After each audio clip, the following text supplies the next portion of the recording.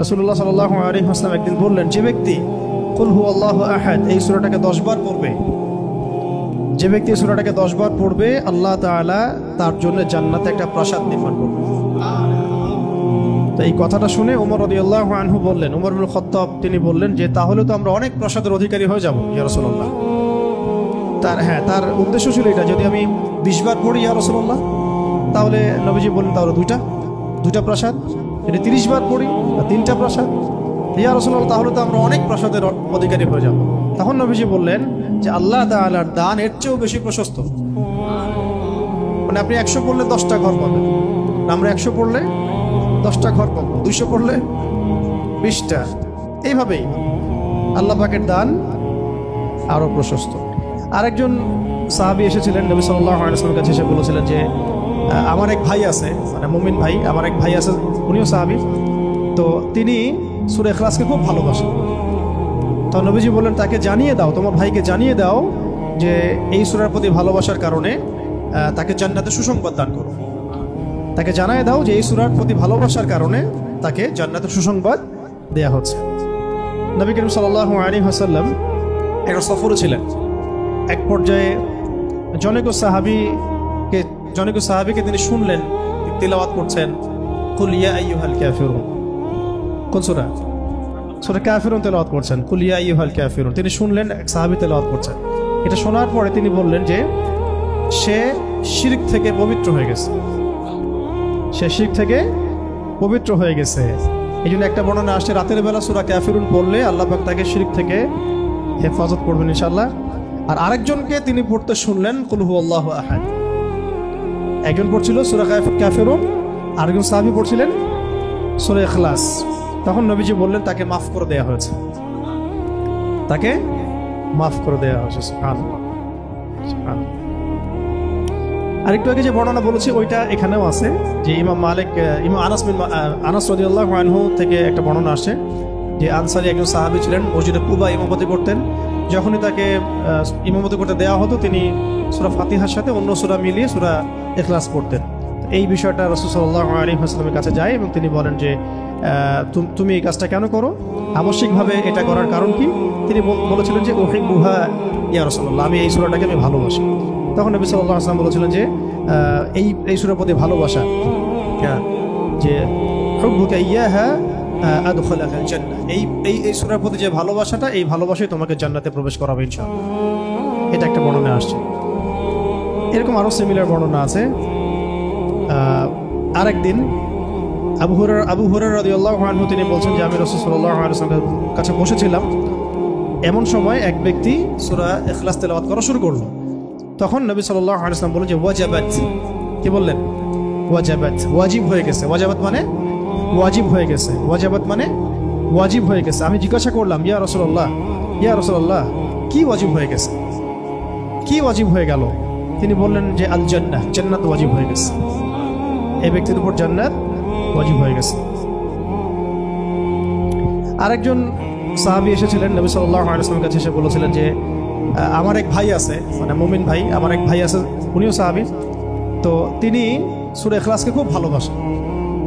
তো নবীজি বললেন তাকে জানিয়ে দাও, তোমার ভাইকে জানিয়ে দাও যে এই সূরার প্রতি ভালোবাসার কারণে তাকে জান্নাতে সুসংবাদ দান করো। তাকে জানিয়ে দাও যে এই সূরার প্রতি ভালোবাসার কারণে তাকে জান্নাতে সুসংবাদ দেয়া হচ্ছে। এইরকম আরো বর্ণনা আছে সিমিলার, যেমন একটাতে আসছে, এটাও বুখারী মুসলিমের বর্ণনা, যে সাহাবায়ে কেরাম একদিন এক সাহাবীকে জিজ্ঞাসা করলেন যে এই সূরাটাকে আপনি এতবার কেন পড়েন? তিনি বলেছিলেন যে এই সূরার মধ্যে আর রহমানের সিফত এবং গুণাবলী আছে, এই সূরার মধ্যে আর রহমানের মানে আল্লাহ পাকের সিফত এবং গুণাবলী আছে, তাই আমি এটাকে পড়তে ভালোবাসি। তখন নবীজি বললেন তাকে জানিয়ে দাও যে আল্লাহও তাকে ভালোবাসে। মানে এক এক জায়গায় এক একভাবে শব্দ এক্সট্রা আসছে। কোনো জায়গায় বলা হচ্ছে তার জন্য জান্নাত ওয়াজিব হয়ে গেছে, কোনো বর্ণনা আসছে যে তাকে জানায় দাও যে আল্লাহ তাকে ভালোবাসেন, কোনো বর্ণনা আসছে তাকে জানায় দাও যে তাকে জান্নাতে সুসংবাদ দান করো। এরকম করে বিভিন্ন বর্ণনা আসছে আর কি। এবার আমাদের জন্য খুব আগ্রহের একটা হাদিস, এটা শুনেন। মুয়াজ ইবনে আনাস জুহানী রাদিয়াল্লাহু তাআলা আনহু বলেন যে রাসূলুল্লাহ সাল্লাল্লাহু আলাইহি ওয়াসাল্লাম একদিন বললেন, ভালো করে শুনেন, রাসূলুল্লাহ সাল্লাল্লাহু আলাইহি ওয়াসাল্লাম একদিন বললেন, যে ব্যক্তি কুল হুয়াল্লাহু আহাদ এই সূরাটাকে 10 বার পড়বে, যে ব্যক্তি এই সূরাটাকে 10 বার পড়বে আল্লাহ তাআলা তার জন্য জান্নাতে একটা প্রাসাদ নির্মাণ করবে। তো এই কথাটা শুনে ওমর রাদিয়াল্লাহু আনহু বললেন, ওমর ইবনে খাত্তাব তিনি বললেন যে তাহলে তো আমরা অনেক প্রাসাদের অধিকারী হয়ে যাব ইয়া রাসূলুল্লাহ। তার উদ্দেশ্য ছিল এটা, যদি আমি 20 বার পড়ি ইয়া রাসূলুল্লাহ তাহলে নবীজি বললেন তাহলে দুইটা প্রাসাদ, যদি 30 বার পড়ি তা 3টা প্রাসাদ, ইয়া রাসূলুল্লাহ তাহলে তো আমরা অনেক প্রাসাদের অধিকারী হয়ে যাব।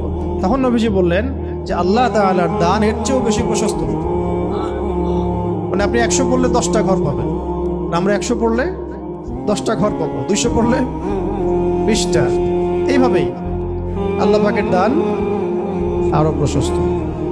আর যে হাদিসটার কথা আমি বললাম, যেটা আমি আজকে আপনাদের জন্য এটা রেডি করতে গিয়ে জেনেছি আর কি, এটা আমার আগে জানা ছিল না।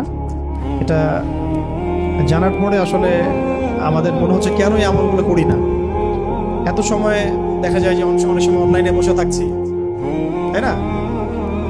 অনেক সময় এমনি বসে আছি টিকিট ছাড়া, তো গাড়িতে যাওয়া আসা হচ্ছে, ওই সময় বসে আছি, কোনো কাজ নাই, এমন অনেক সময় হয় না? কেন আমরা এই সময়গুলো কাজে লাগাই না? এই লাস্ট হাদিস, একজন সাহাবী ছিলেন যার নাম মুয়াবিয়া ইবনে মুয়াবিয়া বিন মুয়াবিয়া আল মুজানি রাদিয়াল্লাহু তাআলা আনহু। তিনি ইন্তেকাল করেছিলেন এবং নবী সাল্লাল্লাহু আলাইহি ওয়াসাল্লামের তিনি সাহাবীদেরকে নিয়ে জানাজার নামাজ পড়া হলো। ভালো করে শুনুন, মুয়াবিয়া ইবনে মুয়াবিয়া আল মুজানি রাদিয়াল্লাহু তাআলা আনহু ইন্তেকাল করলেন, নবী সাল্লাল্লাহু আলাইহি ওয়াসাল্লাম সাহাবীদেরকে নিয়ে তার জানাজার নামাজ পড়ানোর পরে নবী সাল্লাল্লাহু আলাইহি ওয়াসাল্লামের কাছে জিবরাইল আলাইহিস সালাম আগমন করলেন এবং তাকে জানিয়ে দেওয়া হলো ওহীর মাধ্যমে যে এই সাহাবীর জানাজায় আমি জিবরাইল আলাইহিস সালাম বলছেন 70,000 ফেরেশতা সহ আমি উপস্থিত হয়েছিলাম। 70,000 ফেরেশতা সহ এই জানাজা সালাতে আমি উপস্থিত হয়েছি। তো নামাজ শেষে নবী সাল্লাল্লাহু আলাইহি ওয়াসাল্লাম জিজ্ঞাসা করলেন যে ইয়া জিবরিল হে জিবরিল বিমা বালাগা মুআবিয়া ইবনে মুআবিয়া হাযিহিল মানজিলা, এই সাহাবীর মুআবিয়া ইবনে মুআবিয়া রাদিয়াল্লাহু তাআলা আনহুর কোন কারণে এই মঞ্জিলা